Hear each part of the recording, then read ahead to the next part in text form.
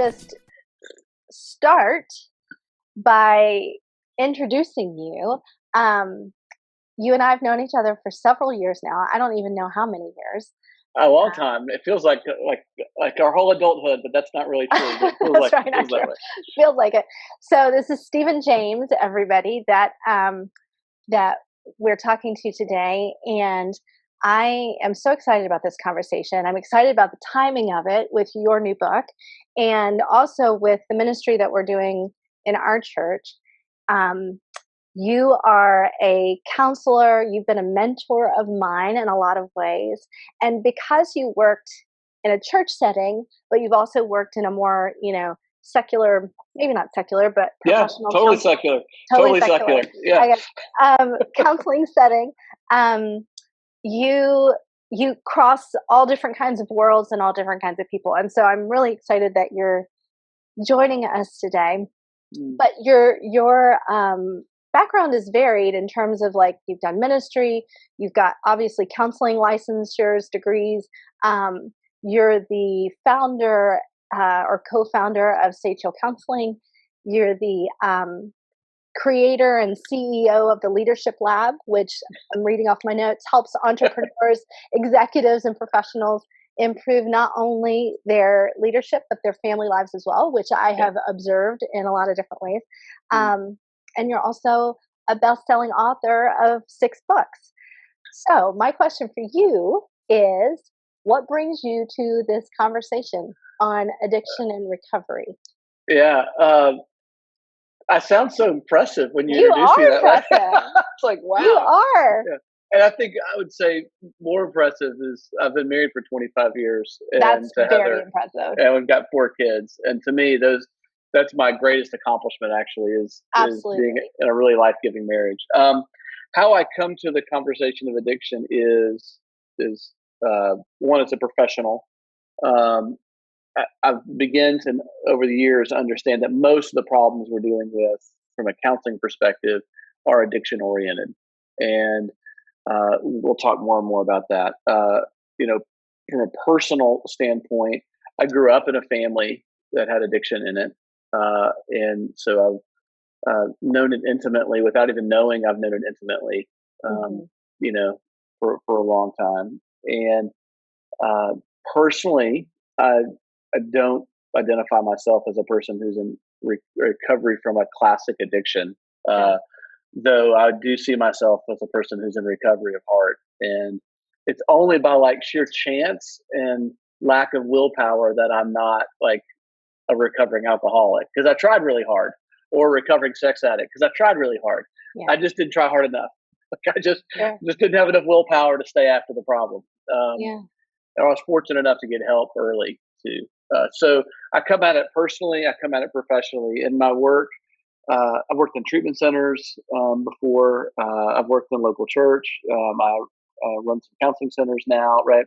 And all those places I keep interacting, I keep seeing the problem at its core is really a problem of addiction and idolatry is the real problem. And we open the book with a inscription from Paul. It says, why do I do the things I don't want to do? Mm-hmm. Why do I try to do the things I want to do? I can't do those. No matter how hard I try, this keeps happening, which is a great definition of addiction. Right? Yeah. So give me your definition. How would you identify or define addiction, and why? Yeah. The path, I'll give you the fancy definition. It's a pathological relationship. So it's something that makes me sick. The relationship with something that makes me sick, with a mood-altering substance or behavior, or process, that in spite of negative consequences and attempts to stop, I keep doing. Right? Correct. Yeah. So it's something that's it's gonna kill me eventually, or it's not good for me. Right. And I've said I'm not going to do this anymore, and I've tried to not do it, and then somehow I keep finding myself doing it. Right? That's addiction. Right? Yeah. Probably one we're most familiar with, though, all of us, is our phone. Right? And I'm imagining that anybody who watches this conversation or listens to it is gonna have a memory of texting when they should not be in the car. Like Oh I'm not yeah. right, and right, and so here's what you know about that is that if you look at a text and respond to a text while driving, okay, humans we can't do multitasking. We can only singular task. Our brains are designed to focus on one thing. So when I shift to texting and I'm on autopilot driving, it takes about 20 seconds after I send the text for my brain to come back to driving. Yeah. Which Right? is so That's scary. right. But we all do it. We've all We done all it. do it. I don't want to I've do it. done it. I've done it. Yeah, I've done it. I've made promises to not do it, I and then know. and my kids have caught me doing it and said, "Don't It's do it." that's the worst. Yeah, I drove with a couple this weekend to run some errands. I was in the back seat, and he kept his phone in his crotch, like, and he would look down and read his text messages while he was driving. And I was like, I was the total child of an addict in the back seat, going, I don't see this. Oh I'm not no. feeling anything. Oh Like, no. I'm not going to say anything. Like I was in denial. It was happening, Yeah. right? That's so Because interesting. I didn't want him to have feelings about me saying, "Would you not look at your phone, please, while you're driving me to where we're going?" Right. So, like, but we're so addicted to our phones that Yeah. we can't imagine not having them. Yeah. You know, Absolutely. So that's especially when one we drive. example That's an of how example, right? we all experience addiction in our Yeah. lives. So I promise not to do it, and I end Totally. up doing it again, even though I know it's not good for me. That's Yeah. addiction, right? So now the roots of addiction Yeah. are different than like the definition of addiction. So the roots Okay. of addiction are an unwillingness to be vulnerable, to experience vulnerability, especially my own feelings.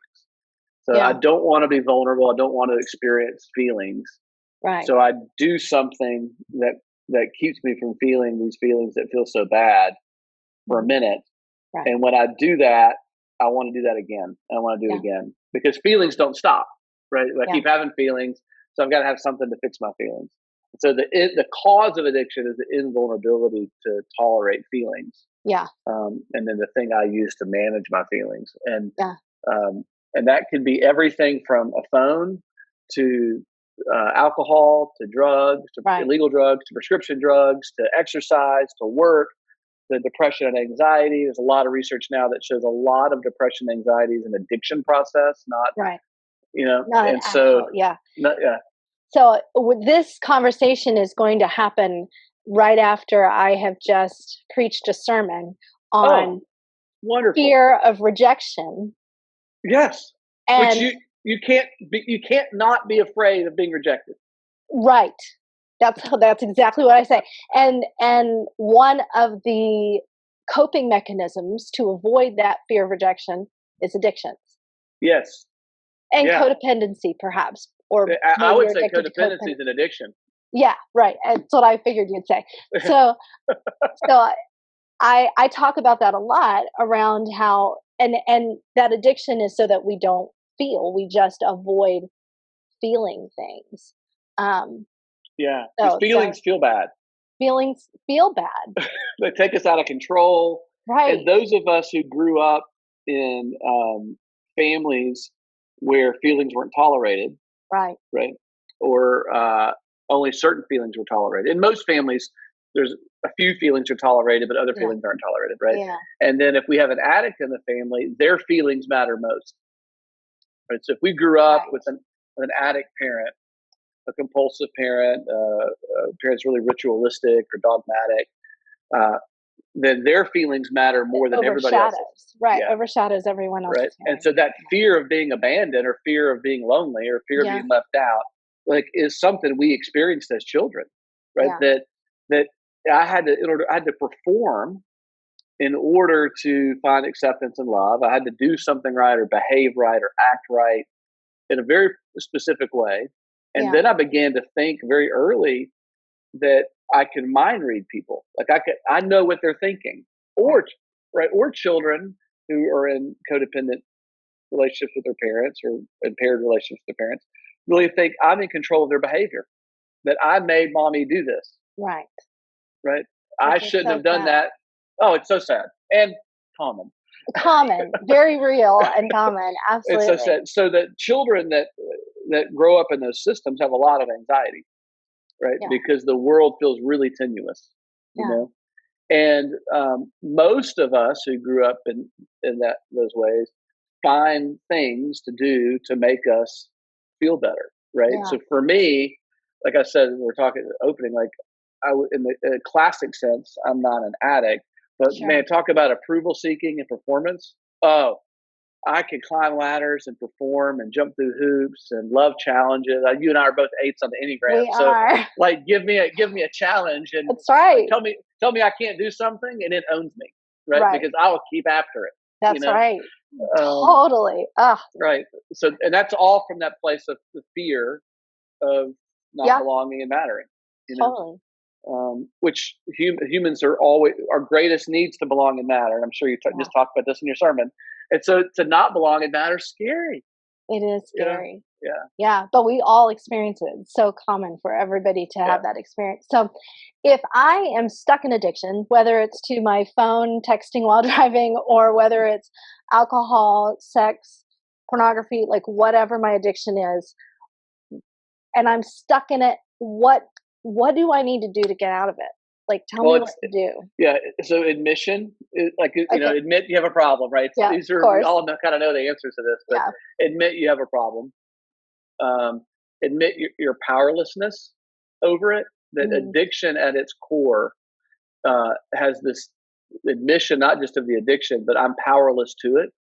Because addiction operates on 4 different levels. It operates on a physiological level, right? So there's a neurochemical brain thing happening that is happening below the thinking brain, right? It's happening in the limbic brain and in the brain stem. And so those parts of the brains can't be outthought, right? They actually control what we think.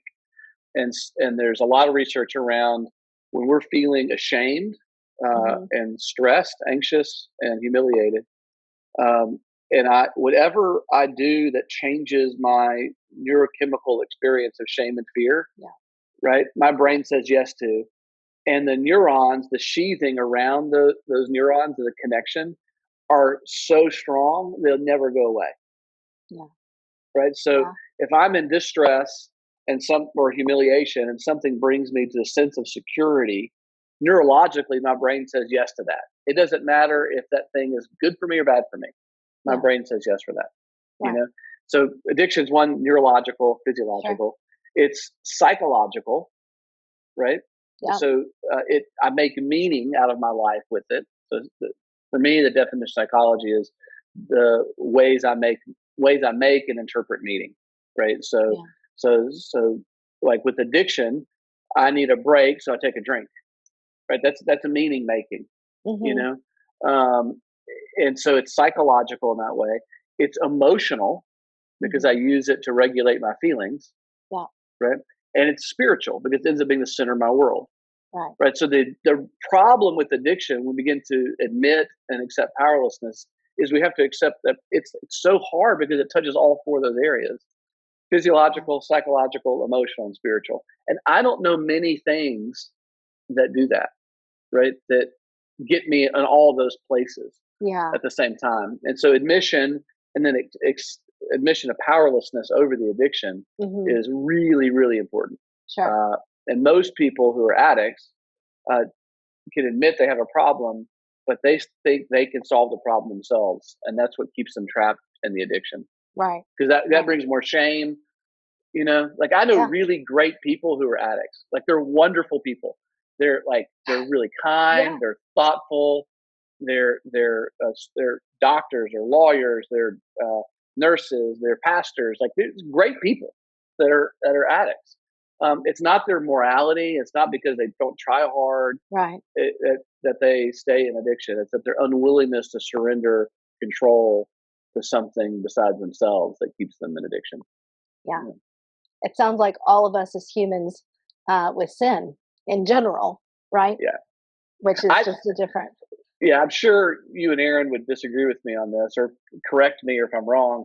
But for me, our cultural word for sin is addiction. Like I think there's synonymous. I agree too. Yeah. Okay. I have found that as I've like gone down the path of sin or addiction, like as you go down those paths and understanding it, I absolutely agree. Especially in our Western culture, for sure. Yeah. So you were talking about, these great people, doctors, lawyers, friends who are amazing people, but they're stuck in addiction. How do you, and even, in your own experience with your family, like, how do you, as a child, how do you have healthy boundaries and, when necessary, appropriate consequences in those relationships with people who are addicted, without fully rejecting people or abandoning those relationships? How do you do that? Yeah, for me, kind of the metaphor I carry on in my head is the Titanic is sinking, Hmm. and if I stay with the Titanic, I'm going down too, Yeah. right? And so sometimes the most loving thing for me to do for the relationship is swim back far enough that I bear witness to the catastrophe of the Titanic sinking. You know, because addiction is this downward spiral, right? That Yeah. gets tighter and tighter and tighter, and I'm powerless to the addict. Like I'm as Absolutely. powerless to their addiction as they are. Yeah. You know, Yeah. Totally. and as a counselor, it looks like this: is someone will come in and we'll talk, and we'll be having a few sessions, conversations, and it becomes pretty clear to me there's something else going on here besides a bad mood or a bad relationship or some kind of emotional disruption or even trauma. Right? There's Uh, something else going on, and so I'll start poking around and asking questions, and and because people come to me for help, they're pretty open about getting help, and they'll yeah. be honest about their addiction, you know, Right. about how much they use this substance, right? Yeah. And also, well, we really can't do much counseling until you're ready to come to a place to not do that anymore. Right. So, are you ready to stop using that? And I don't even think they have to be successful in trying to stop using it. They just have to be in a place where they want to stop Right. using it, right? Totally. And some of them will say yes, Uh huh. and then I'll present, well, here are your options for help. And no one likes their options, but they want to negotiate different options. It's like, well, maybe, but these are the ones I know about, right? And then sometimes they're like, well, I'm not going to stop that. It's like, great, well, call me back when you're ready to stop. Yeah. And sometimes they call me back, and sometimes they don't, you know. Totally. But it keeps me out of the craziness of it because they're not Right. yet ready, willing, and open Yeah. to doing something different. And I don't actually judge that. I think it's such a difficult process. Yeah. It's hard for us not to make addiction like so moral because Right. it has all kinds of moral, relational consequences. So much You stigma know, on it. yeah. Well, and so much damage. Addiction Yeah. damages relationships for every addict. Every person who's in active addiction, there's three, on average, three primary relationships that are harmed Yeah. by that person. So right now in our country, we've got a, about a third of our population is in active addiction right now. Wow. So and then if you think about, okay, if on average three people are affected, Right. everybody in our country is It's affected directly affected by addiction. completely. Yeah. You know? So as a counselor, it's one thing to sit in a chair and be able to say, you know, when you're ready to deal with your addiction and stop the behavior, Mhm. let me know. But how do I, as a daughter or as a spouse, have that kind of conversation? Like, what do I do when that Yeah. happens? So I'll tell two stories. Thanks for getting back on track because I was going to do three things and that got the first one. Let me tell you about. So we have some close friends whose marriage ended uh, probably a year ago Uh at huh. this point.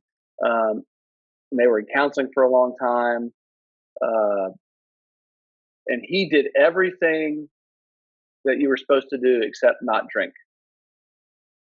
And as Mm. she got clearer and clearer, I mean, he was in counseling and marriage counseling, he did group therapy. Mm. He tried a kind of recovery process that did not require abstinence from alcohol.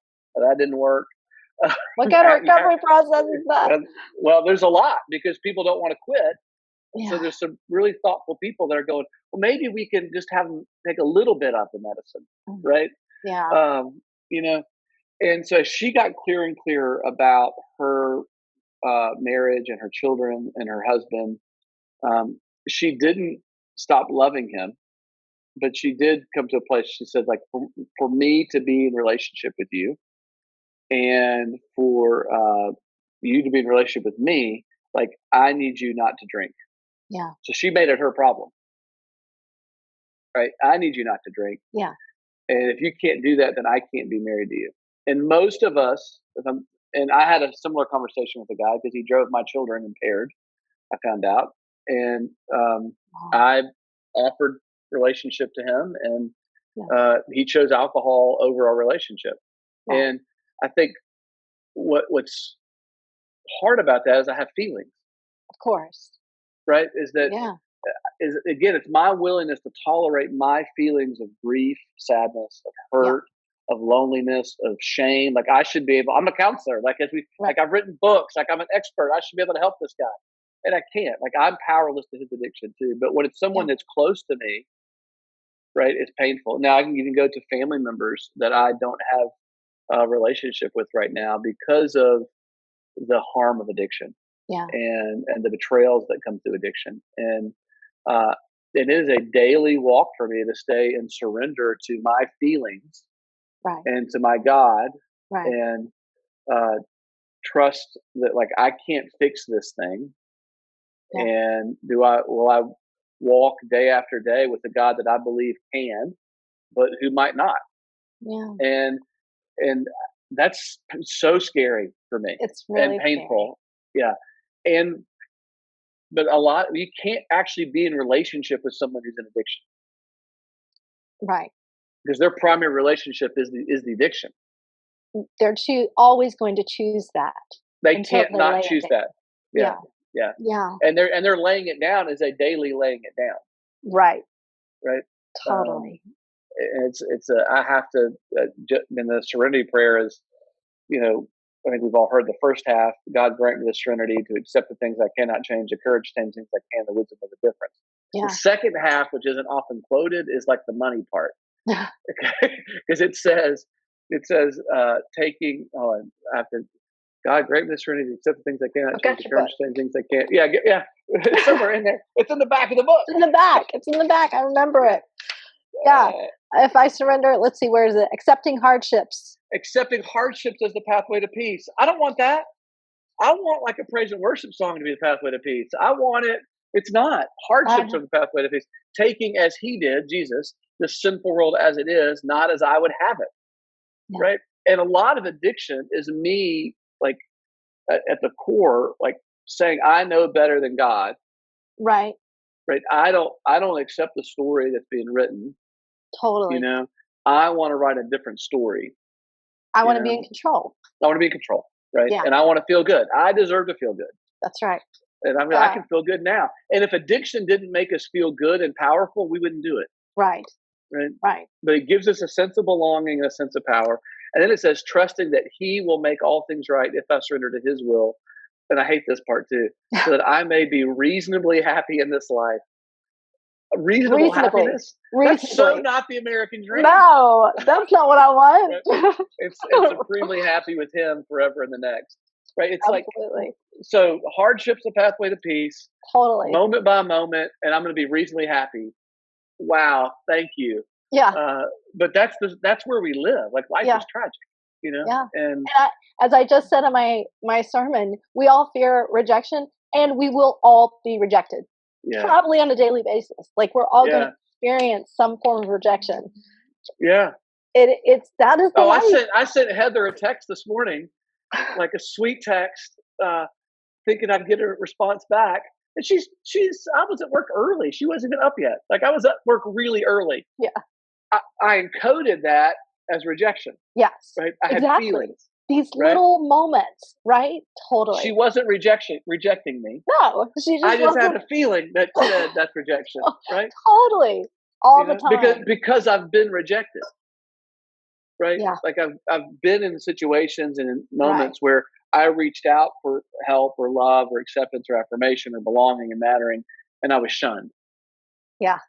And that brings up those same feelings. That's what PTSD is, right? That's what trauma is, right? Exactly. Yeah. And that's normative. Trauma is normative. It's not abnormal. Yeah. It's a normal human experience, right? Yeah. And so underneath addiction, right? So addiction's like up here. Underneath addiction is codependency, Right. right? And underneath codependency is trauma. Yeah. Right. And so it, trauma is an inability to make meaning or make sense of what's going on around me. I feel overwhelmed by my environment, by my own sense of self, my own feelings, like everything's just too much for me to make sense of. Yeah. So then I begin to put on an act to be somebody I'm not, so that I can try to control my environment. And that's codependency. Mm-hmm. And that's so exhausting. I need something to do to take a break. Absolutely. Right? Like binge watch Netflix all weekend. Right? Yes. Because I don't want to deal with my loneliness of not being at work, or my overwhelmedness of having my family around all the time now, thanks COVID. Oh, gosh. Right? Like, yes. All the time. I mean, that's completely true. So I have a question about this season of quarantine as it relates to addiction, because if addictions often happen in isolation, or you isolate when you are addicted, right? Yeah. So what advice, what suggestions do you give those who are struggling, but also those of us who are seeing others struggle? Yeah. I hate the phrase social distancing. I wish we'd call it physical distancing. Yes, I 100% agree. We need relationship now more than ever. Yeah. We need connection. The screen stuff is exhausting. Yes. We've got, all this creative energy and DNA in us that's made for actual human connection. We're so scared of getting sick that we're withdrawn from human connection, right? Yeah. And now we're getting exhausted of being vigilant, right? The whole world is vigilant right now. We're not made to be this vigilant this long. Yeah. And totally. Right. And we're on edge constantly, right? And so anxiety is going through the roof. Addictions. I know lots of people actually that are relapsing right now. Yeah. It's really sad, but our normal's gone away. We're in transition. There's a lot of distress.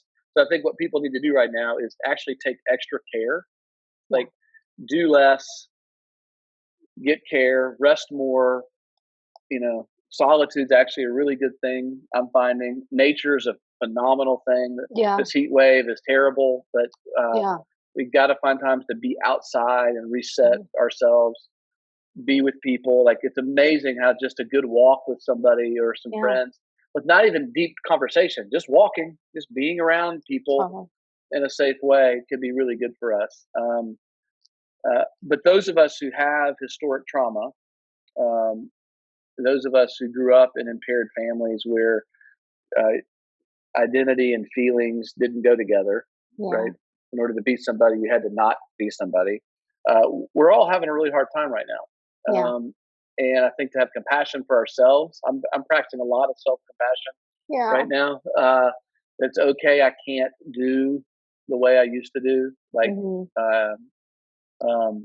and I've picked up golf this summer, which I haven't played golf for like 25 years. I don't know if it's good. I'm a bad golfer. Yeah. But it's created an avenue for one of my sons and I to connect. That's awesome. And being on a golf course is so soothing and relaxing. It's so soothing. It's so soothing and relaxing until you hit a bad shot. Right. Another bad shot. And it's a challenge. It's just a challenge. So, I mean, I'm a little bit adventurous. So I'm kind of moving out into some things right now, trying to find connection in ways. But mostly I just want to kind of hang out at home, really, is the way I feel most days. And then I don't want to be at home because I'm trapped at home. Totally. So I think it's hard right now if you're in addiction, like, there is counseling, there are online meetings, there's treatment. There's actually really good things that are still open and available for you right now. Absolutely. And if you're in a relationship with somebody who's in active addiction, for you to recognize you are powerless over their addiction as much as they are. Yeah. They need some help beyond you to stop. Yeah. And you need help trying to control them. You need help trying to not control them. Right. You need to help. You need help to stop controlling them, or trying to control them. Right. Yeah. Trying to because everybody, every addict that is in relationship with somebody is in relationship with a co-addict, a codependent. Yeah. That's enabling them. Yeah. Totally. I've got a friend that went to treatment And when he came home, he moved in with a family member for just for alcohol, and within a day, the family member had bought him a 6-pack of beer Oh my because gosh. they didn't want him out driving. They were so scared that he would leave and go drink that they bought him a 6-pack of beer. Oh my gosh. So guess how long it took him to relapse? Like Yeah. another day, Right. you know? Oh, it's so And sad. and it's so sad. And that is the depth of codependency and co-addiction that Yeah. happens, right? Yeah. So I just have one last question, which goes towards your book. This is like backwards, right? No, I don't know. Well, it's not So backwards to me. good. Okay. Right. So I love the cover. This is the first book I've published that I actually love the cover. you really do. I It's love that great. cover. Yeah. It's very, very cool. Looks like a fun acid trip to me. That's true. It's very appropriate. So one of the things that we've talked about in our own addiction recovery ministry here at TDC District Church is that you can, and you alluded to this in another conversation or another question that we talked about, you can be sober, but not be in recovery. Absolutely. Right? And I know that you talk a lot about that in your book. Tell me a bit more about that. Give us a sneak peek into that. Yeah. So we talk about recovery. We talk about recovery from something is different than recovery of your heart, right? Recovery of who you're made to be, Sure. recovery of the full life you're made to have. Mm-hmm. And addiction is not a full life. It's a very narrow slice of life. Sure. To me, trying to squeeze life into a very small part of life, and so when we talk about being sober, that means just not being mood altered, right?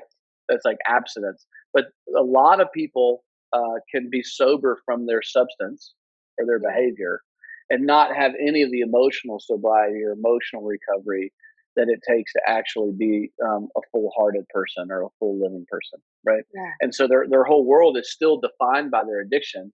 They're just not using, and all their energy goes into not using, not living, and Right. so we got to just recover from the hope we talk about in the book is not just stop using or not stop doing the thing that's killing you, but it's actually beginning to reclaim a life that you are made to have in the first place, Absolutely. and you learn to tolerate your feelings of fear and shame, loneliness, and hurt because you find out that there's beautiful gifts that come with those, right? You learn to tolerate your needs because you actually find that those are the things that bring you into relationship. You learn to tolerate your desire because it's like leads you into life, and hurt. Like you're going to get hurt if you want something, but it leads you into it. And your your longings for God and heaven and home get so much thicker and bigger and more beautiful, right? And and then you live with a hope because you know that there's something greater than this moment that's always happening for you, right? And so that's what we talk about recovery, of the life you're made to have, not just recovery from addiction. There's so much more than addiction recovery, but a lot of us have to recover through addiction, Yeah. And most addicts, I've said it a couple of times, most addicts below the addiction is codependency, below that's trauma, right? Yeah. And so until you deal with the trauma that you use, no one said this in the book. I don't know anybody that ever woke up one day and said, you know what?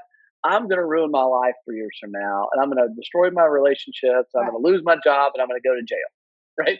Like, like I'm just drink so much that I just lose everything. Yeah. No, they were going through something really hard. They were in pain, Right. and they found this thing or this person or this behavior made them feel better. Yeah. Right. And before they knew it, they were only doing that. Like their whole energy was about that. Right. So we talk about recovery of the life. It's about the life you're actually looking for before you inserted this thing, unwillingly destroyed your life with this thing. That's so good. Yeah. Yeah.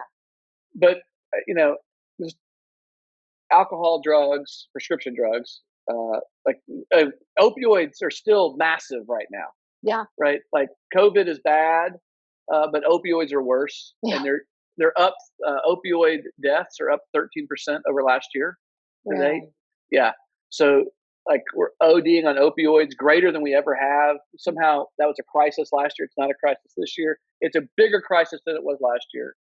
Then you have illegal drugs. You have sex addiction, gambling, And so the psychology world doesn't even recognize sex addiction as an addiction. They won't recognize it as one. Oh, really? So yeah, it's not an actual in the DSM-5, which is like the Diagnostic Statistical Manual of like psychiatry. Sex addiction is not an addiction. Well, that's crazy. Yeah, that's right? crazy. Right. And then you got gambling, and you've got eating disorders, Right. which are a very addictive process, right? You got general anxiety and depression, not bipolar disorder and mood, things like that, but like general anxiety and depression. Certainly, science is proving that the neurochemistry involved in that is an addictive process of adrenaline and serotonin and dopamine and all that stuff. And then we've got like video games. Like people actually, there's a kid that died in Korea of playing video games. He dehydrated and died. Oh my gosh! Right, video game he addiction. wasn't trying to meet his needs, his basic needs. Because he was just playing video games, right? That's and so you try to get an adolescent boy off Fortnite, and you have found addiction, right? Yeah. I was talking to a friend last night about their daughter and her Instagram account, like the tears that were going on in the house about not looking at Instagram, like just for 72 hours, right? So think about the things that our children are using and that we use. Absolutely. Just don't. Here's a little test for the congregation at the district church. Don't keep your phone in your bedroom for 30 days and see what happens. You mean at night or just in general? Ever. Phone never, especially at night. Yes. But you think about like, what's the first thing you do if you have your phone in your bedroom? You wake up and you look at your phone, and most everything on that phone is designed to create anxiety in you. Yeah. There's actually social psychologists that design the phones. Yeah. And the chimes and the dings to make them addictive. And so, and the news cycle is an anxiety-based negative news cycle that promotes fear, and it also offers an answer to our fear at the same time. So it's an addictive news cycle. So if you check your email or your calendar or the news when you first wake up, you're giving yourself a shot of adrenaline, right? And you're scaring yourself awake.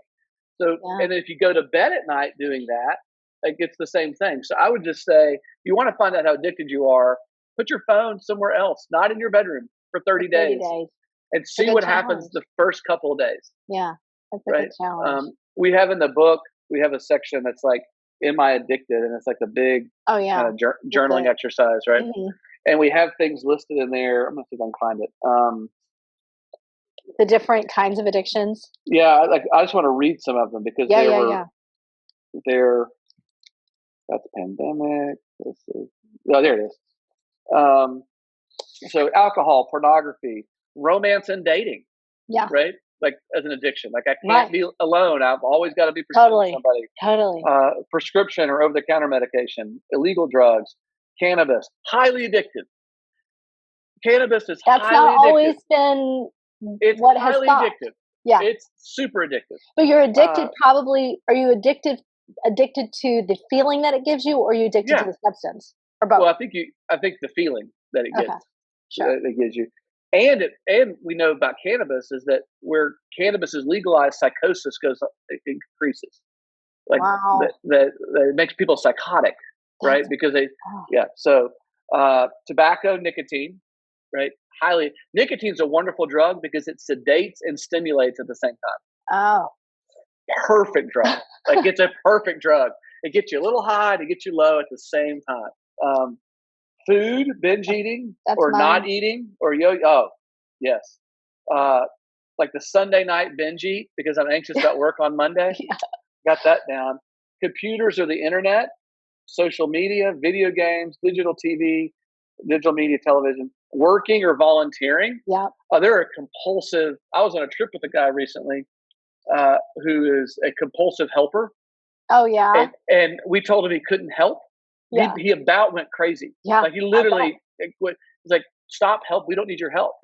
But he was addicted to helping. Doesn't know how to function without it, right?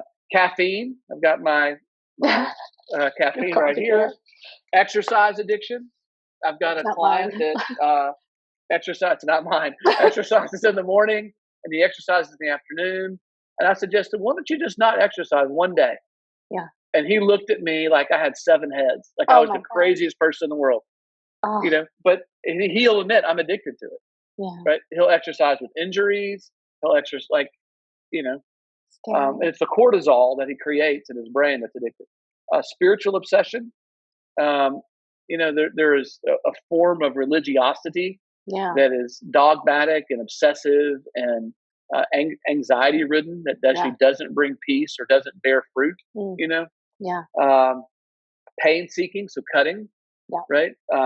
Is it shopping, sleep? You actually get addicted to sleep. Plastic surgery. We all know those people. We've seen them on TV and in magazines. This is actually a diagnosable mental illness now. Yeah. Is plastic surgery addiction. I wonder if tattoos would fit in that. I think they can I think for that sure. can be. Yeah, they can. Yeah, sports, like high school, college, professional sports, like all these people, like freaking out because there's not sports Yes, on TV. Like it's the I end of the know. world. It is. You know, Yeah. it's like, yeah. And then And then others, like those are just the ones we could come up with that we know Right. about, right? Right. But we're Yeah. so creative that we can turn anything into obsession, compulsion, idolatry, and addiction. Yeah. And the word addiction means to, like, kind of means slavery, but it means to give myself over to something, right? To sell myself to something else. Which is why the spiritual component is so important, to be reminded that in order for you to fully recover, it's not just about giving up a substance, it's about surrendering your life to Christ, or surrendering your life to acknowledge that you're powerless over things. Which then leads you to something more powerful than me. Right. Which is and scary for all of us, but because God doesn't play by our rules. That's right. Thank goodness he doesn't play by our rules. Right. And we'd it's all like, be at a loss. Yeah, so I think Western evangelicalism has not done a good job of telling the story of God well. I 100% agree with that.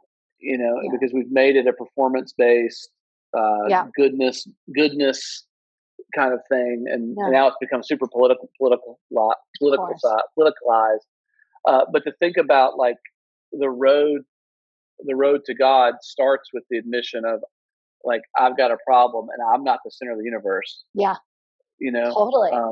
But something is. So God becomes self-evident in those places, and that I think Jesus was a great example of walking into the misery, despair, and pain and torture, and staying surrendered to the process. Yeah. Believing and trusting that there was something better than what he was experiencing in the moment, right? Yeah. And that's faith, right? That's what faith is. And we all have to walk that out ourselves. Just because Jesus did it doesn't mean we don't have to walk through it too. Absolutely. And we have to do that in community. Like, we have to do it in community. Yes. So even Jesus had buddies that he talked to and argued with and cried with and prayed with, and that, I think, kept him intact as a human. Yeah. Talk about the human side of Jesus, like that he needed his 3 best friends and disciples, needs. right? Absolutely. Absolutely. Well, thank you, Stephen, for joining that's me awesome. today. This is really fun. It's great. Hopefully I'll get to see you in person at some point in the future. Yeah, I know. I would love that. I would love that. But you look the same. Well, that's good, I guess. That is good. But it's good. I want to promote your book as much as I can, because it is exactly how I approach or think about addiction too. It's how our church is kind of approaching it and thinking about it, and it's all because of your influence in my life, which I'm so grateful for. But I think it can help. As you said, addiction is like being in slavery or bondage, right? And my whole hope is to see people set free, like free from rejection, free from addiction, free from codependency, shame, all these things, right? And to experience freedom in Christ, freedom in feeling, freedom in being able to identify your needs, being able to just live fully, right? So I am excited about this, and I'm thankful for you. Amy. And this I'm glad. You know how much I love the district church, so it's like my second favorite church. Good. I love it. Yeah. You're always welcome. We love having you. So. All right. Good being with you.